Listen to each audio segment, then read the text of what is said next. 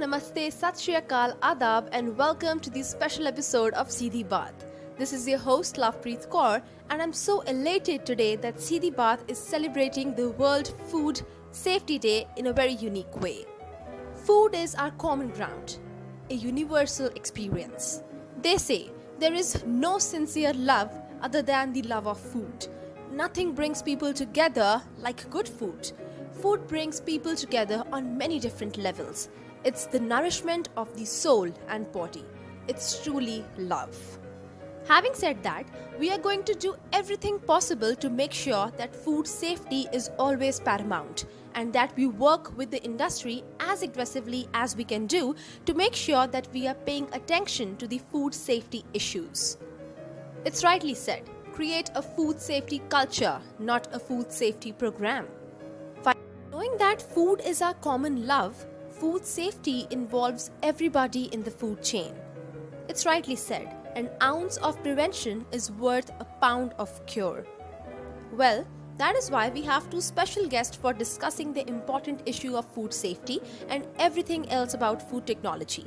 We have Priyanka and Saket from the National Institute of Food Technology and Management with us today, who will be discussing and giving us insights about this special day and the special branch, Food Security and Food Technology. Without any further ado, let's get started. Hey audience, let's hear it from Priyanka and Saket what they have to say about themselves and about this special day, the World Food Safety Day. Over to you, Priyanka and Saket.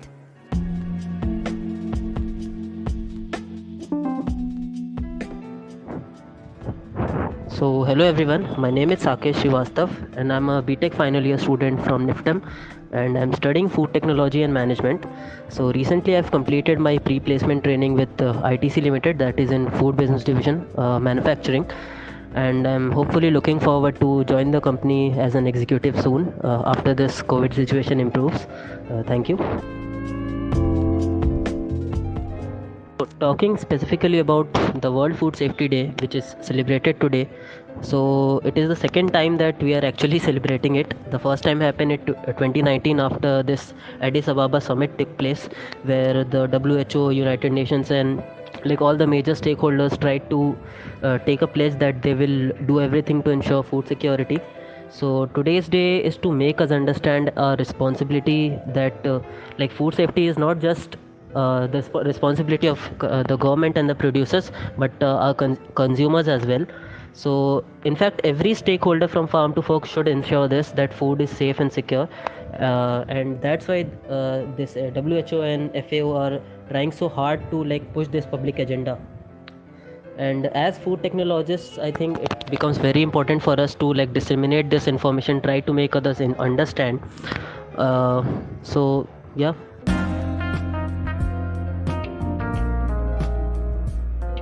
Hello everyone, thank you for having me here, Lovepreet and Simmerpreet. I'm really blessed to be on this platform and talk about food, my very own branch, my very own subject.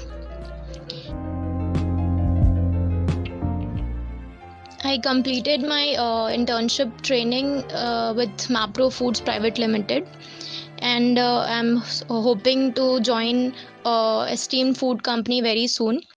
So adding on to what Saket said, this year the theme is food safety is everyone's business. Now obviously food is consumed by everyone, so it is everyone's business. Every person, every society, every country, government, sector, organization, and be it any institution, should promote and act together on global food safety.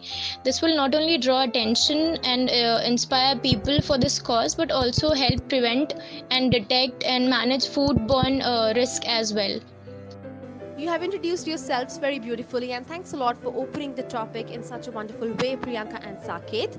Well, it's sad that we have started celebrating this wonderful day just now, but thank God, it's better late than never. At least we have started realizing the importance of food safety, because there are so many foodborne diseases and so many things happening because of adulteration and wrong practices going on in food development and manufacturing. So I feel this is a very important topic. Just like Priyanka said, it's very important that we understand that all of us are connected with food. It is the basic necessity of any living organism. We all are running in our lives and trying to earn just to eat one piece of bread. And if that piece of bread is not pure, then there's no sense at all. Having said that, I want both of you to throw some light on food safety and food security. Well, most of us, the common people, the laymen, would usually confuse these two terms, but I'm sure you both have something technical to say about it, and there must be a difference between food safety and food security in general. Thanks for the question, Lovepreet. Even though both these terms sound very similar, they are very different. Food security means if the food we have is enough to feed the world properly, its equitable distribution, confirmed supply, fair access, sustained sources, among other things, it is basically means that you are securing your food supply. Also, to some degree, food security also talks about the food safety as well. Now, food safety, on the other hand, means that we have safe sources to all foods which are free of any kind of chemical, microbial contaminations, protection from insects, rodents, etc. And yeah, that's it. Would like to add a little bit to that. In general, the food safety means that your food should be like free from three kind of contaminations, that is chemical, physical and microbial, like those contaminations which you can remove but still it is there. So these three kinds of contamination, when your food doesn't have it, it's safe and it's called food safety. So like it can encompass many things like safe storage, cold chain facility, transportation labeling, good quality labeling, like good quality processing, correct temperature time, and properly handling the food, properly serving the food. Like it covers a lot of things. It added to that is the, like you must have obviously we know about this HACCP protocols, and these things are also included in this food safety. But compared to that, food security is that you're feeding each and every person in the world, and all of them are having basic access to nutrition. Like they're not malnourished, they're getting their right to nutrition, right to food, and this is basically food security compared to food safety. To add to this discussion and to take it forward, I have a person to introduce here. She is the co-host, a very new co-host, Simarpreet Kaur, who was once the guest of Seedhi Baat. She has inspired all of us, she has become the volunteer, and now she is moderating the show with me. She has a similar question for both of you. I want her to take up and ask you the question so that you may answer the next query. Preet, for this address, and it's a very wonderful opportunity for having Saket and Priyanka at our podcast Seedhi Baat. As we know that food security and safety is a major issue, and the majority of the people from rural areas, though I know some urban areas people have quite a good awareness. So I would like to ask you both, people at ground level, like in rural areas, we have seen that many people are suffering from kwashiorkor and marasmus and these diseases. So I would like your views, like in these rural areas, what can we do like to ensure that there is a proper follow up of the food security and safety, so that we can reduce these diseases and we have more healthy individuals from the rural areas as well. Okay, so very good question at your end. In fact, I would like to tell you that in my college, we have this compulsory semester where we have to spend your days in rural setting, which is called our village adoption program. It is like a rural extension project kind of thing, where you go to the rural areas, identify the problems related to food sector, and try to solve it at the ground level. So coming to your question, you said that we have a lot of problems in villages regarding this marasmus and kwashiorkor, but as far as I have seen, mostly I've been to villages of North India only under this program, but as much as I have seen that in urban areas we are having more cases of kwashiorkor and marasmus than rural areas. In fact, rural areas people are more healthy. But regardless of that, since it's a part of our curriculum, we still try to disseminate as much information as we can. So for those purposes, we try to educate them. We try to identify any kind of markers which is caused due to deficiency. So we handle them, we give them the our specifically made charts with what things you can have against what kind of deficiencies which is showing on your body. We can identify and give them some cheap alternatives, like there are two kind of things like apple and plums. So apple may be a rich man's food, but plums are more nutritious. So this kind of things we try to disseminate. We try to give them a difference between orange and lemon, which is having a different price point, but both are having vitamin C in various levels. So at what price point you can have what food which can give you maximum nutrition. So those kind of information we try to disseminate them.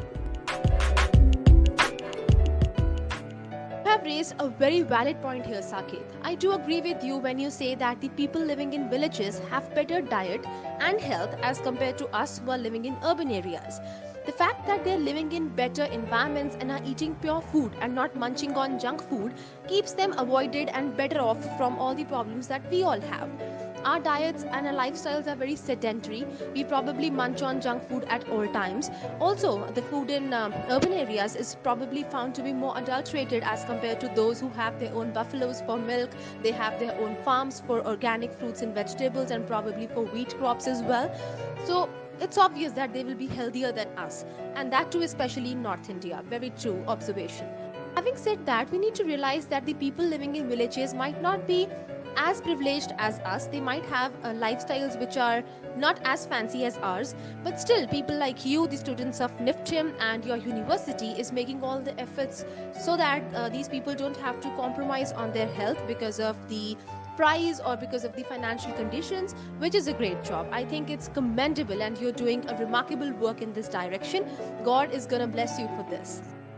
Well, I have to say that Simmer has raised a very valid question here. We might reduce the conclusion that the lifestyle of villagers is much better than the lifestyle of urban people, but still we cannot deny the fact that a lot of people in villages are facing problems like marasmus and other very chronic diseases because they don't have food to eat. And those issues are related to financial instability, food security and food safety, all of them. So to spread awareness, to educate them regarding these issues and to give them alternatives just like you are doing in your campaign is very, very important. That way they don't have to sacrifice and compromise with their health because of financial instability. So that's a good thing. And Simmer, your observation is absolutely right, just that it's very rare to see these problems. Saket and Priyanka, that's true, and it's seen that in rural areas, like it's very important to reach out, and there's like a lot of awareness is too needed. So I'm very happy, and it's amazing to know that NIFTIM students have taken up this great initiative to reach out people and making them aware more. So this awareness will help them to like they will be able to even educate the smaller children. So in this way we are also empowering our youth. So this initiative by your university is a kind of inspiration, and I believe that even other people can take up such initiatives to encourage people regarding such issues. I agree with you, Simmer. The campaign that Priyanka and Saket have discussed about has definitely made me so positive about how our country is working towards food security and food safety.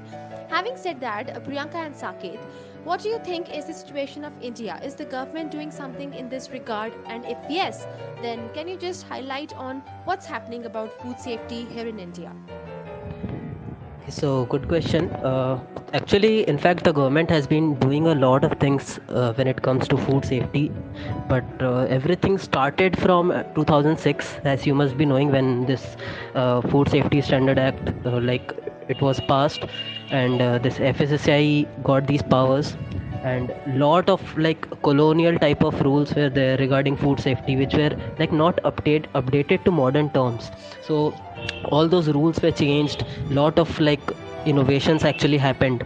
So after that, this FSSAI was like given a lot of powers, but basically it was under Ministry of Health, not the Ministry of Food, but still it encompasses this food safety part. And apart from that, the government has been doing a lot of other things. Like recently lot of labs have been opened, like FSSAI has given around 500 crores of investment for various kind of food safety lab. Even one of them we are having in our NIFTEM also. There is this FTL food technology like testing lab is there, which is a world class facility. So similarly, lot of other, like in government institutions, government has opened these labs where you can get every kind of machinery and every kind of thing to carry out your tests. And apart from that, this VAP program also has been started by the government of India only, in like all the government food colleges in general. So through this also we reach out to rural areas for food safety and security both. Oh wow, that's good to listen. And VAP is the village adoption program that we talked about earlier, right? Yes, exactly. VAP is same as the village adoption program. It's a two-way learning process where this villager people, all these people gain scientific and technical knowledge from us, like the students, and then they can promote their future possibilities of food processing also. But students, on the other hand, also gain information about rural scenario and traditional processing technology, agriculture in general. So like it's a mix of agri people and food people coming together to create something new, something better. Good point, Saket. I would like to throw some light upon FSSAI as you have mentioned.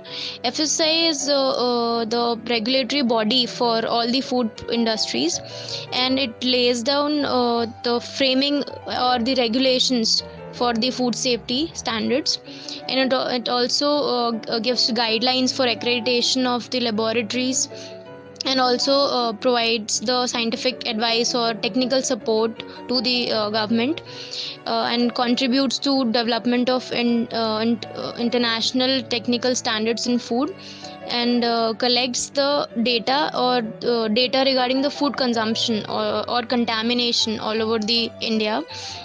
And it also disseminates the information and promotes the awareness about food safety and nutrition in India.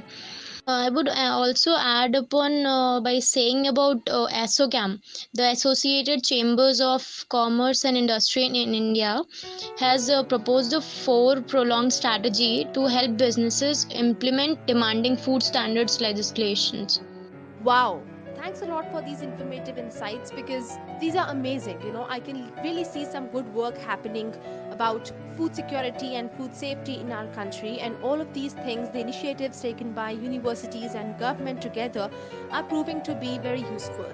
Now I can pretty much understand why people say that the food industry is the winner of all industries. But still, I want both of you to throw some light on it. Why is it that the food industry is the winner of all industries and it's called such an evergreen industry? Because after that we can talk about career options available in food industry and how we need more youth to be involved in food safety and security. But before that, I want to hear from you, why is it that this industry is the winner of all? See, the food industry is in general the largest sector when it comes to global economy, and it is estimated by the World Bank that it will be about 10% of all the economic output. So, but as food industry, we do not just mean the food processing sector, right? So it also has agriculture, fishery, etc. Then you come to the restaurant business, catering, grocery shops, even your food delivery. Everything is the food industry. And these are just to name a few of them. So when you can understand a situation without the entire food industry, like it's literally no way to get your food from farm to fork. So and we can just leave processing for a while, like you can't even get your basic food. So specifically talking about this processing sector, like the one which we are catering to in an Indian context, then I would say that it is about a third of the entire food industry in India, and overall in India it ranks in top 5. So like it would be like good to say that food industry is the winner of all industries. And even like the best thing is that not only the government but also has been a support from like the corporate in general. So because of that, food industry is definitely If not now, it is not a winner now, then it is definitely going to a winner in by 2023 2025. Good point, Saket. Even the government has recognized the potential of food sector and has enabled 100% FDI. It has allocated 8,000 crore funds specifically for dairy sector in 2019 budget. And the government has started a lot of programs for entrepreneurship, subsidies for MSMEs, etc. And added to this, MFPI is doing various fests like Ahar and promoting its own colleges like NIFTM and IFFT through official channels, so that people are motivated to study food technology. Even the global giants are heavily investing in Indian food sector like Danone, Cargill, Nestle, and most importantly Amazon. Indian companies like Parle and ITC have been very successful recently. ITC has been expanding into various product segments recently, and in general, with support from both the government and various big and small companies, is definitely on a path to become the major thing in the industries. Well, till date, I've been hearing that people who love to eat are the best ones. But after this podcast, I'm going to say the people who love to produce food for everyone are the best people. Definitely. The people who love to take care of food security, take care of food safety, and produce good food for us to sustain, they are the best ones. They deserve all the appreciation. I appreciate that question, Lovepreet. Looking at the future of food technology, it's obviously very promising. Universities and colleges around the globe are adopting the domains of food and agri science, food and agri business management, and dietary studies, food safety and quality, food laws, food microbiology, food engineering, etc., etc. And these are just a few to name. We know that food processing sector, also called the sunrise sector, as it is supposed to grow at a phenomenal rate. As long as humans are there, the food will be needed. So the food sector is going to rise and it will definitely grow. Good point, Priyanka. Like even during the times of this COVID-19, we have known that about 70% of the food processing sector were and are still running, and like that's a great feat when you compare with other sectors which performed during the COVID-19. So despite that, whatever Priyanka added, there are a lot of challenges that young people like you, me, like everyone needs to provide solutions to. Like there's degradation of soil is there, environment pollution, water shortage is there, as we are like depleting our groundwater levels. So these are a major problems to humankind, and like these outcomes of rapid growth will like bring the need to like produce high quality food with efficiency also, right? So the people can use technology to produce optimum quality and quantity of food while taking care of the nature, like in a sustainable way, so while taking care of nutrition also. So this is where the food tech guys will come in. And the food tech is in general very vast subject, like numerous fields are there. As per your interest you can choose. Priyanka has already added that. So recently, like I've seen a lot of people with showing interest towards dietary studies and these things also. Honestly, I regret being an electronics engineer right now, but I'm glad that I met you and we are discussing on this crucial issue. It's good to know about the golden experiences and opportunities that you guys have got, because we don't find these very often on Google. And I was about to ask, in context to COVID-19, Saket, that what do you think post COVID-19, is the food industry going to grow even more? Because after this pandemic, people have become more health conscious, and food security and safety will be the primary concerns of everyone, even if they were not till date. I find people being more concerned about their diet, their health, their families, even more than money and business. I can actually see that transformation coming in. So I think the food industry has a very bright future. Kudos to both of you for so beautifully explaining the opportunities that the food industry has for the youth who are interested to join it in any role. Well, now the youth can relax and enter this field with full strength and motivation. And you can also serve the nation with one of the primary things that the world needs for surviving: food. Isn't it great? Your job is secured, your future is secured, and the future of the world is also secured. That's the best thing you can do. Very rightly said, Saket. Even I have some associations where I see small businesses, the organic vegetables business, or something like the frozen fruits business, springing up right now because they are using this disaster as an opportunity for themselves. Definitely, that's the need of the hour, and people shifting towards healthier lifestyle is something which we always needed. So it's nothing wrong. We need not feel guilty of that. That's actually an amazing transformation. Okay, so I would like to answer this question in a on a personal note. So as I was working with this ITC Limited during my pre-placement training only. So at that time I noticed completely different statistics when it came to production, like within various sectors like confectionery, biscuits, and like all snack sector and all other things. But during this COVID-19, when I tried to inquire with my company colleagues and other people that what exactly is happening, so then they're saying that like some sectors like this confectionery chocolate has completely gone down, while the other sectors like this biscuits, snacks like this CP noodles and biscuits like Sunfeast and all, they have drastically gone up and like are running on full scale productions. So I would say that while some sectors will definitely be down, because obviously nobody is gonna have candies and chocolates right now, right? But everybody is trying to like hoard these things, like biscuits, snacks, which are like becoming a packaged food is now becoming a staple diet for a lot of people. So yeah, that is also there. But apart from that, this vegan food and healthy food alternatives are coming up. So a lot of scope is again there. A lot of my friends have started working on like meat-free burgers, like which taste like meat. They look like meat, but they are not meat. So some of my friends have already started working on this to deal with the post COVID-19 world. So as you can see that with every disaster and everything comes a lot of opportunities. So like every time you have something to work on. So this COVID-19 has also given us a lot of opportunities to work on. So that's my point. It's the brilliant point, Saket, what you mentioned, that every problem or every disaster brings in a lot of opportunities. The same scenarios with COVID, and I would like to add on to your point that many food companies are partnering with Amway and to get their food safely to consumers. And nowadays, packed and fortified foods are in trend. And recently natural beverages teamed up with Amway so that the food is food is safe and lesser in contact with people.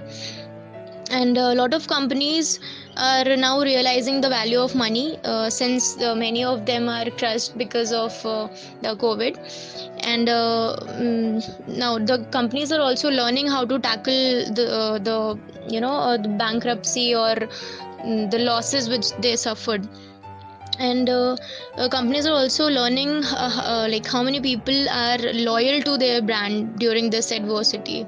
Said Priyanka. Now I would like to ask you, like, one among the sustainable development goals is zero hunger. Like, it's about ending hunger, achieving food security, improving nutrition, and like promoting sustainable agriculture. So I would like to know your views, like, about sustainable practices related to food.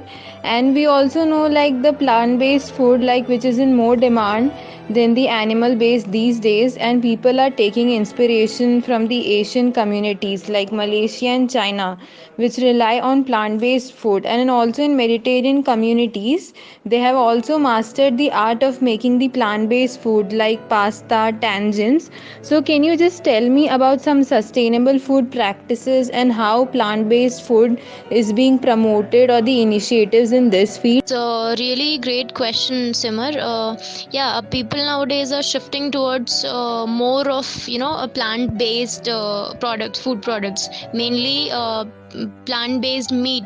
Which taste like meat, but they are made of plant products. Some of the examples are plant-based burgers, sausages, and chicken increasingly popular, and also available in fast food restaurants and grocery stores. There's this Udaipur-based food tech startup named as Good Dot. It is cashing on the rising trend of plant-based food and leanings in the Indian market. And they are making vegan burgers and vegan patties, vegan tikkas, and etc. Okay, so talking about sustainable food, actually, I was very curious about this because recently it's my final year project as well, like the sustainable, like in a management section, that acceptability of sustainable foods in the current situation, and like compared to before, compared to like various geographical sections. So basically, specifically in Asia, I got a lot of responses from people in Asia in general.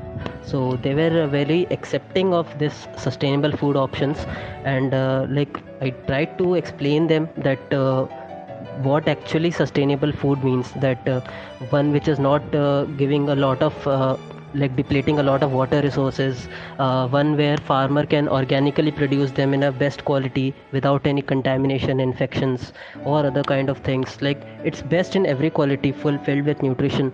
So apart from that, like it has been produced in best way. It is produced locally, like it's produced in your own country, in your own local region, to support the local community.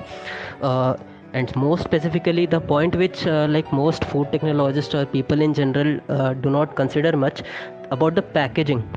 So sometimes more than the food, it is the packaging which is destroying the environment. So I specifically made focus on eco labels, eco packaging, like the one having the carbon footprint low, water footprint, the rainforest alliance, those kind of labels. So those things are I think the future right now, and we should even after the COVID-19, even before the COVID-19 situation it was necessary, but after this it becomes more necessary to support, to get good quality of food filled with nutrition which fulfills the criteria of food safety, food security, both of them. Apart from that, it should also be sustainable to the environment, sustainable to the farmer which has produced, which he is producing it. So that is my idea of sustainable food, and I have got a lot of good responses for my final year project on this one. I have to say this, and I think most of our listeners would agree with the fact that it's a proud moment to see how Indian students are excelling so much in their fields. Both of you have such a wide knowledge of food industry and food technology specifically, and Saket, your project is amazing, and I think you are going to cater the global audience very, very soon. My heart fills with pride when I listen to such things, that you guys are actually not just talking but are working on sustainable development goals as well, along with fulfilling your dreams and career, which is a great thing. Both of you deserve a congratulations on this. Having said that, it's really important to see sustainability as the biggest factor in whatever we are doing. Even technologies like AI, machine learning, big data, all of these are also based on sustainability of the earth. Just a few days back, in fact 2 days back precisely, we celebrated the World Environment Day. The day on which we discovered the beauty of our environment and nature, and we can just not risk the beauty for anything. And which is why I feel, Saket, your initiative is to be appreciated. Well, I think we have discussed quite a lot about the food industry, food technology, food safety, food security, and everything else related to this field. Both of you have covered all the questions and all the aspects so beautifully that I'm literally left with nothing more to ask. In fact, I would say that I could go on talking about this field, but you guys have covered everything in a precisely beautiful manner.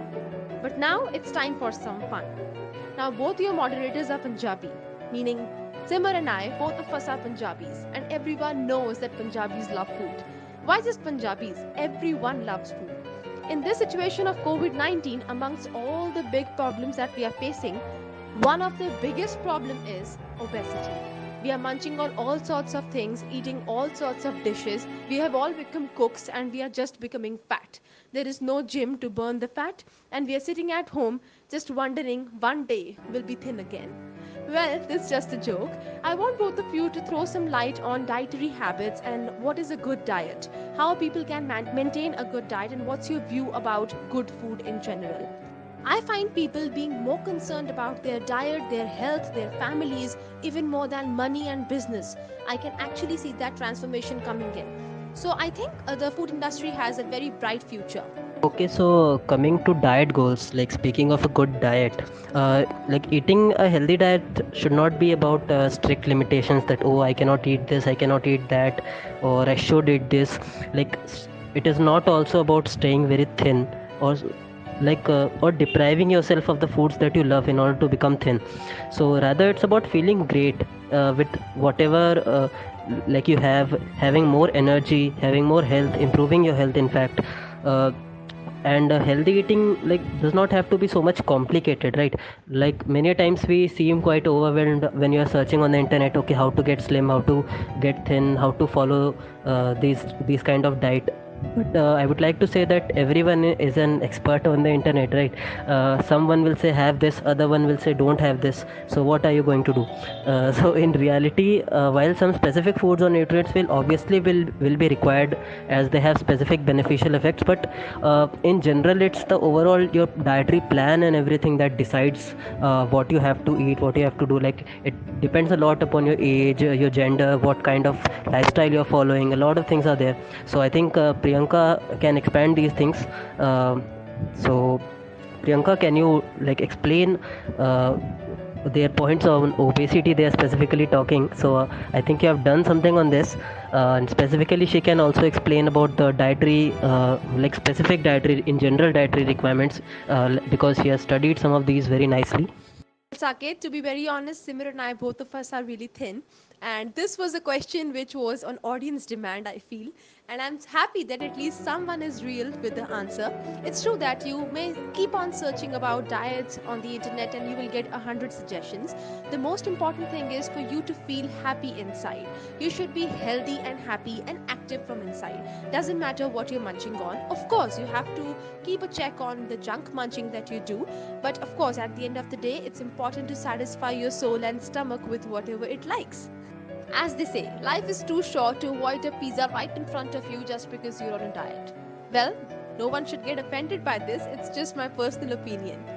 I have something to add here. I don't know if it's funny or not, but I just cooked something in my strange mind. See, a friend, a best friend, a boyfriend, a girlfriend, everything has an end. But food? No. Only food has no end at all. It has to be amazing. Yeah, thank you, Saket. I'll throw some light upon the healthy dietary patterns. We all need a balance of protein, fat, carbohydrates, fiber, vitamins, and minerals in our diets. In each in specific amount to sustain a healthy body. I think a healthy eating plan should emphasize fruits, vegetables, whole grains, and fat free or low fat milk and milk products. And it should include lean meats, poultry, fish, beans, eggs, and nuts. And also, it should be low in saturated fats, trans fats, cholesterol, salt, and added sugars.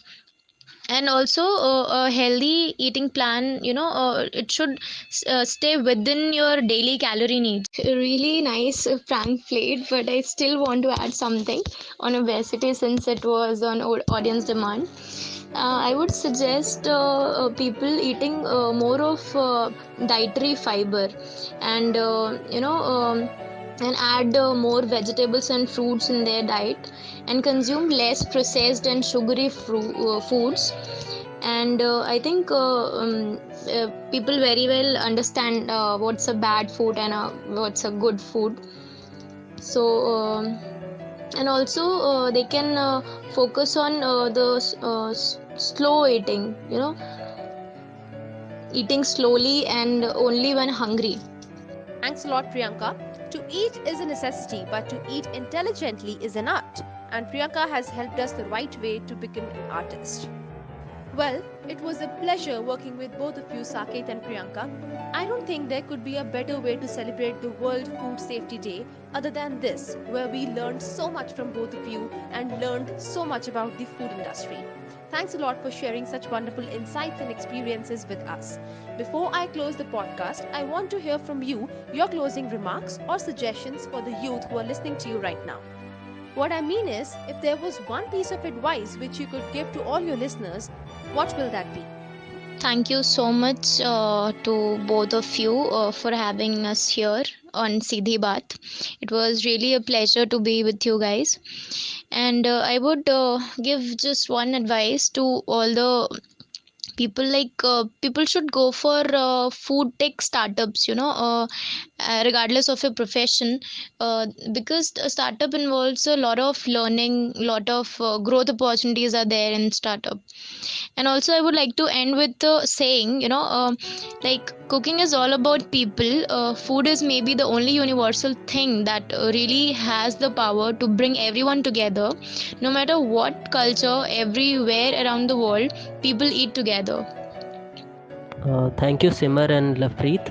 It was really fun to like interact with you guys. And for the people who are listening this, I would like to say that regardless of which industry you are in, like food processing industry is type of industry which welcomes everyone with open hands. Like you don't have to be a food tech guy, as Priyanka said, to excel in the food processing industry.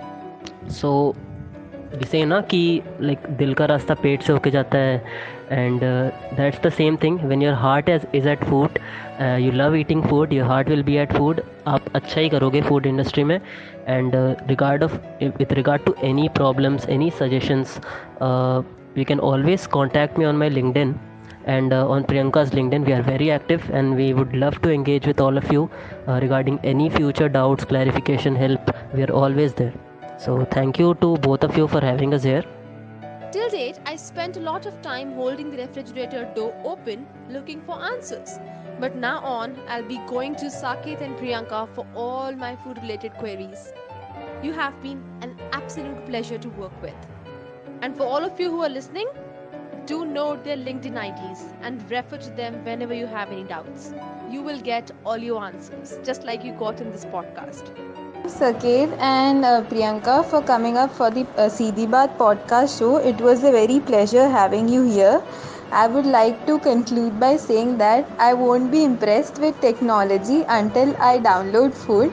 That's the impact food technology makes on everyone, and I wish that everyone can have some connection with this field. Well, Simmer, all of us can absolutely relate with your expectations, and to make this expectation a reality, all the food industry people and technology freaks and all the engineers have to come together and make something happen for you. We'll try that, don't worry. It's a promise from me, Saket, and Priyanka that we would definitely try that and make you a part of it. It's time for me now to say a goodbye to all of you. I am deeply touched and elated by the presence of Saket and Priyanka on the podcast. Thank you so much for sparing your precious time and sharing such wonderful insights with us. Thank you, Simmer. Your first day as a moderator with Seedhi Baat has been amazing, and I'm really impressed by how you have become such a wonderful speaker in a few days. And to all my listeners, thank you so much. I bow down and I respect the amount of unconditional love and support that you guys have been showing us since the very first day of our podcast series. We are obliged and we would seek your cooperation forever. Please do like, share, and subscribe to our channel. Do keep showering your love on all the youth leaders. Let's learn something from them and let's bring a positive change in the society. I will see you in the next episode of Seedhi Baat. Till then, keep smiling, take care of yourself, be very positive, and stay connected. This is your host signing off, Lavpreet Kaur.